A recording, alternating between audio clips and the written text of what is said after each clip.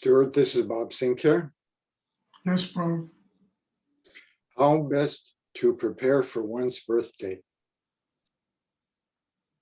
Excuse me. What is the best way to prepare for one's birthday?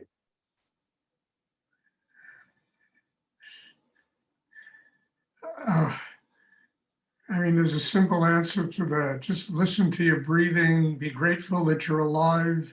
Be grateful that you're learning what you're learning in this lifetime. Be grateful to God that literally everything around you is a miracle. You know, make a commitment to build an inner life, to recognize the sacredness of life. Understand, that's how you prepare for not only your birthday, for every day you're alive. Making that kind of commitment is essential. Because without that kind of commitment, it's all just, it's even like Rudy Samadhi, well, I'll go, I won't go, people are, there isn't that kind of commitment inside people. But I would suggest, just working on that, doing that, because that will really bring about a miracle of birth, the miracle of what you were born into this life to do.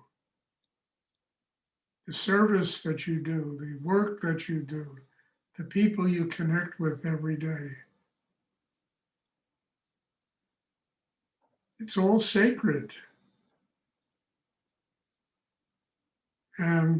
But it's not sacred if we don't do the work on ourselves to transform our consciousness so that it can recognize the miracle of life around us. Now, this isn't easy to do because we're so conditioned to just take things for granted that we have to truly break down that condition. And we're so conditioned to being victims of life that has to change. That's only that's a mindset that exists in a human being's head. It doesn't exist anywhere else. We're a victim of the economics of life, of relationships.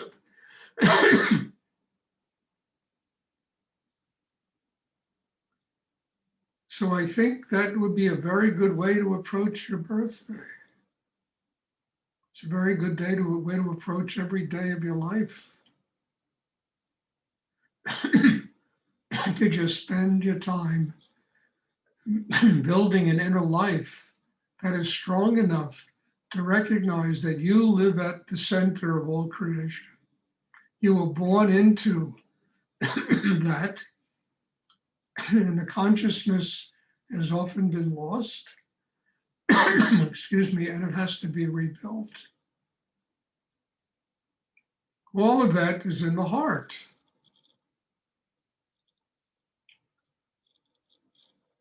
Opening the heart.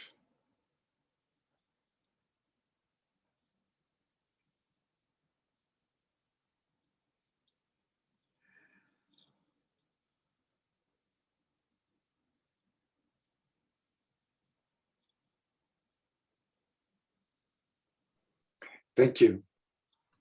You're welcome, Bob. Look, Bob, you do wonderful things in the world. You serve so many different people, helping them with projects, with the films you do, the documentaries you do. Just be grateful that you were given that kind of an opportunity.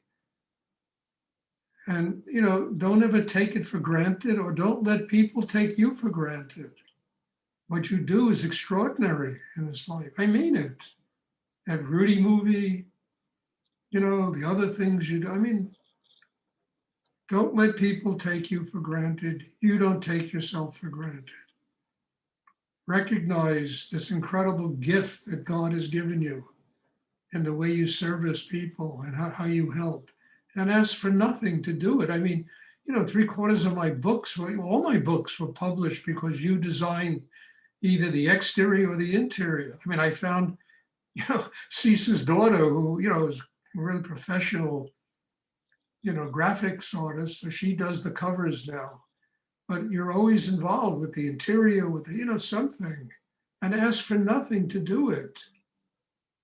I mean, this is an amazing gift that you have and that you've given to people. Don't let yourself ever be taken for granted, and don't take yourself for granted. And go into your birthday being grateful to this incredible gift that life has given you.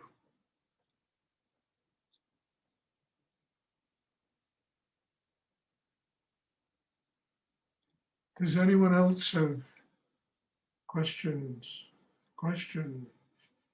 they would like to ask?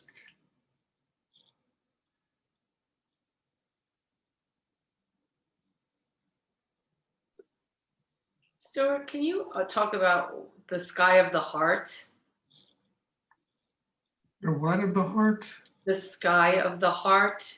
The sky of the heart? Yeah, it's You have to define your terms, Wendy. I don't know what you mean. it stems from Nityananda's teaching. So I was wondering if you had like a direct connection with that, or maybe I'm just referring to the open channel of energy. Well, I mean, I don't know that language, the sky of the heart, but I'm sure so much of my teachings and what I do evolves around, opening the heart. And I'm not quite sure what, Babaji means by the sky of the heart. I don't know what that means. The highest levels of the heart attainment in the heart chakra, it has to have more subtle meanings than, it's too abstract for me anyway. But, you see, we often limit the opening of the heart chakra. And mostly we limit it because of fear and because of insecurity. And we don't allow ourselves the full expression of love, unconditional.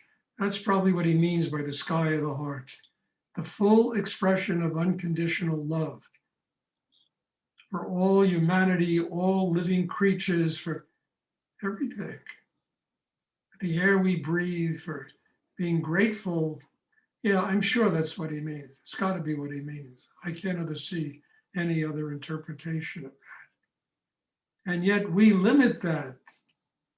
Understand, we give from the heart conditionally.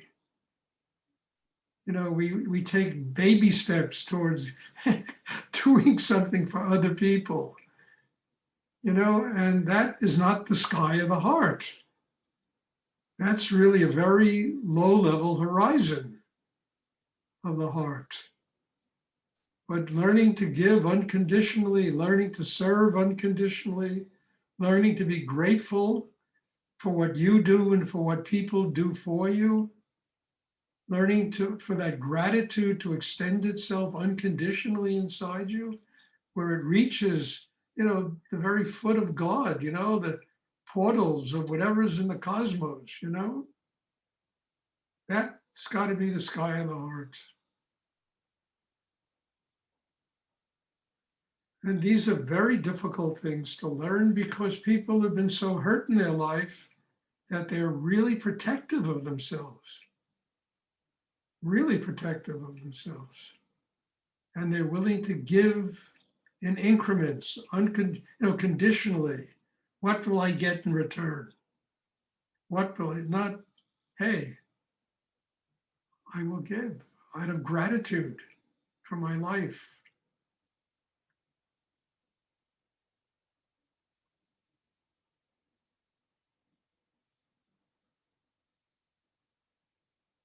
I hate to look, I'll just say something, and this is not an easy subject for me to talk about, but when Tony approached me to, why don't you have have people make donations for the meditation?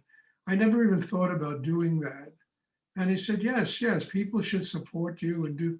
So I said, all right, well, put in there that, a minimum donation of $5 would be, And I really put that in there for people who have no money and are willing to stretch themselves for a cup of coffee, that it cost at Starbucks to come to one of these classes. And many people interpreted this as every class costs $5. And I get donations and it just cracks me up. It's one thing for the donation to come out of somebody's heart. It's another thing to believe that a class like this is worth $5. If the $5 comes out of somebody's heart, I accept it with all gratitude and it's delicious. But if people, somebody literally sent me an email. I donated $5. This is for 20 classes. And frankly, if I was charging for classes, which I'm not, I'm just asking people to make donations from their heart. They'd be $20 a class, $50 a class. I get very rich doing this. Of course, it would chase away half the people that come. And I don't want that. I don't want people to feel they can't come to the classes. So I said, all right, Tony, $5. I never even dreamed that people would interpret that, meaning that the class costs $5. That to me is extraordinary. It reminds me of, when that woman brought that bouquet of flowers to Rudy and he gave it back to her. And then somebody walked in with a bag of M&Ms and he could not hug him and thank him and be grateful enough for those little candies that this guy gave him. It came out of the person's heart. So it's not the size of the donation, does it come out of your heart? Are you paying, is this Groupon here where you're paying for a class? Or is it, people are here to have a spiritual life and they find a way of giving something. This is also Nityananda's story, it's that sky of the heart.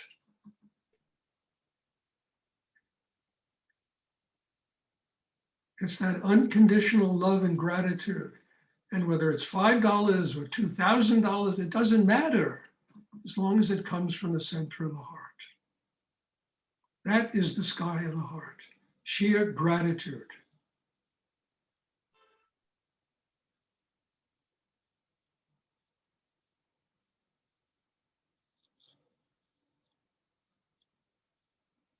And I think this is something we all have to learn.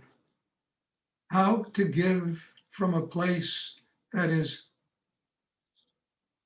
just simply gratitude. Whether it's a nickel, a penny, $1 million, it's all the same if it comes from the center of the heart.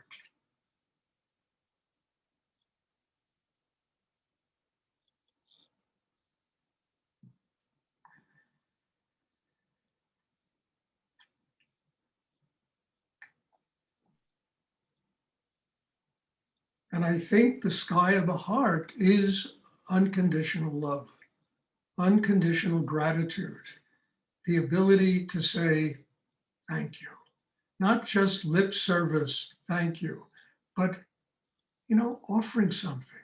You can't go to a guru in India without bringing, a bouquet of flowers or a garland of flowers. You got to bring something. I remember sitting with this guy Babaji, somewhere in South, Rajasthan. And I had, and I was getting a lot of teachings from this guy and a lot of energy, a lot of Shakti. I was there for 3 days, stayed at his ashram. He made special trips just to teach because he saw that I was doing deep spiritual work to teach in the afternoon. And I said, I got to give him something. I had this beautiful coral Ganesh that was probably worth $1,500 that I was wearing, and I gave it to him. I said, thank you. I said, thank you. I had to give him something to say thank you.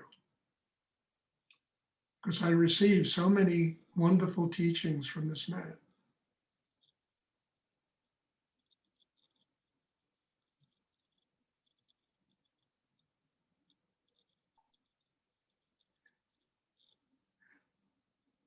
Rudy once told me, tired of your lip service gratitude, it's all bullshit. He once told me this.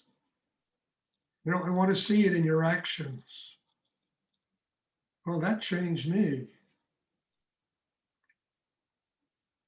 And I think when you get to the sky of the heart, this is what we're talking about. Unconditional love, gratitude from the deepest possible area of thank you inside oneself. Not as just a tongue wagging, but, offering something. I mean, when Muktananda was in New York, I couldn't go near him without bringing something, a hat, a sweater, a flower, It was the same way with Rudy. Every time I went to his gallery, I brought a bouquet of flowers, a plant, something.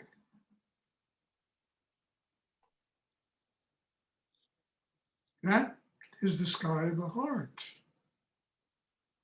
Thank you for giving me my life. Thank you for making it possible for me to do deep spiritual practice. And boy, I'm telling you, in the evolution of consciousness, it really goes a long way. It really goes a long way.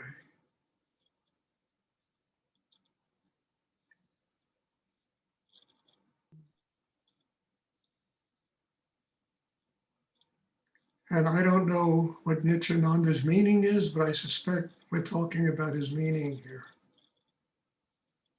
Gratitude that is so deep and profound.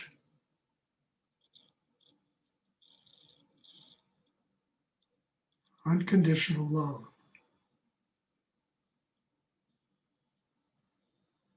And not only for your teacher, but for your family, people in your life, your whole life. It's what I said to Bob, everything around you, every person is a miracle in your life that needs to be shown gratitude.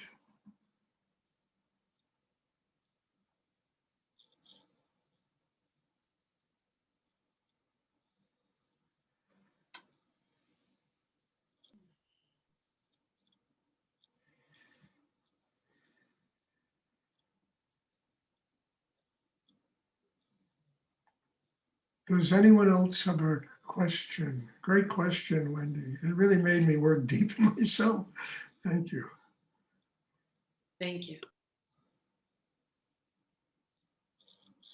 Does anyone else have a question they would like to ask?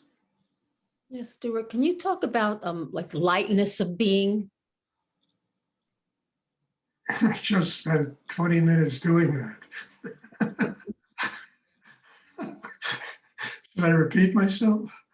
Okay. Unconditional love, unconditional gratitude, an open heart, the sky of the heart, all of that creates lightness of being.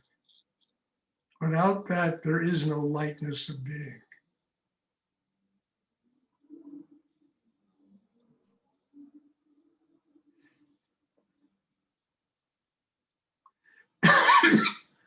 Does anyone else have a question?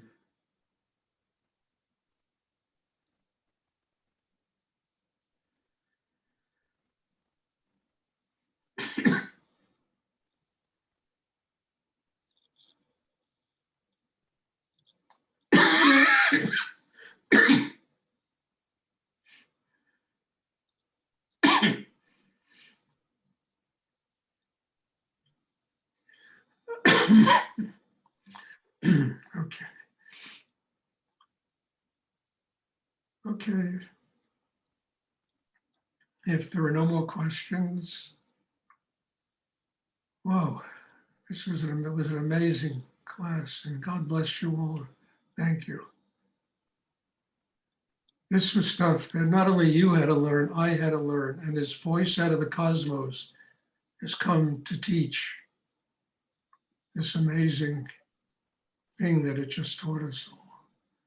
So bless you, thank you, and let's all live in Nityananda's word with the sky in the heart. God bless you all. Thank you. There'll be a class tomorrow evening, and I'm hoping to see you all. Thank you, Stuart. God bless you. Thank you, Stuart. And happy birthday, Bob. Yeah, Bob, happy birthday. Happy birthday, Bob. Happy Thank you, birthday, Stuart. Bob. Happy birthday, Bob.